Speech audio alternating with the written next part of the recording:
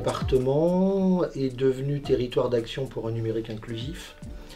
Et ce label a engendré un certain nombre de choix. La Creuse, des fois, est un peu éloignée du numérique, même si on est très très actif. On a besoin de monter en compétences dans certains domaines. Du coup, le département a fait le choix de créer une formation de toutes pièces.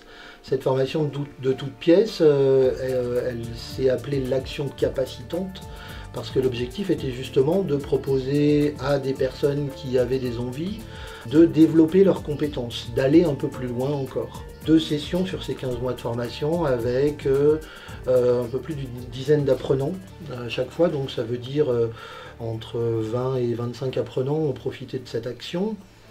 Donc on a comme ça monté des équipes d'apprenants qui sont tous au départ des demandeurs d'emploi. Une fois que les compétences ont été validées, on est passé à de la pédagogie de projet. Comme ça, des dizaines de projets, des dizaines d'équipes qui se sont montées avec un développeur, un graphiste, un photographe, un vidéaste, chacun apportant ses compétences dans la construction du projet.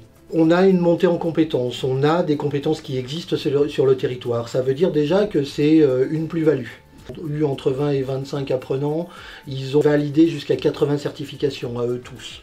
Que sur le territoire, c'est une démonstration de compétences importantes. On a des développeurs web, on a des graphistes, on a des photographes, on a des médiateurs numériques, des conseillers numériques, demain qui vont pouvoir apporter ces compétences-là sur le territoire. Le bilan que j'ai à faire aujourd'hui, c'est un bilan projeté dans le futur, c'est intéressez-vous aux gens qui viennent de sortir de cette formation, rencontrez-les. Moi, ce qui m'a plu dans cette formation, c'est la diversité. On a vraiment vu plein de domaines différents. Le coordinateur, Jean-Noël, était vraiment à notre écoute en termes de besoins, enfin, en fonction de l'orientation des acteurs, de mes collègues. Ils répondaient à leurs besoins en mettant du montage vidéo, par exemple. On a un projet professionnel qui s'appelle Numérique Rose, qui est de donner de la visibilité en ligne aux utilisateurs, aux entreprises principalement, mais vraiment aux TPE. Il y a vraiment du travail à faire. Le passage au numérique, c'est que du plus. Nous, on souhaite les accompagner, on souhaite les écouter, les accompagner en fonction de leurs demandes, mais en fonction aussi du temps qu'ils auront à consacrer. J'ai découvert cette formation par la mission locale.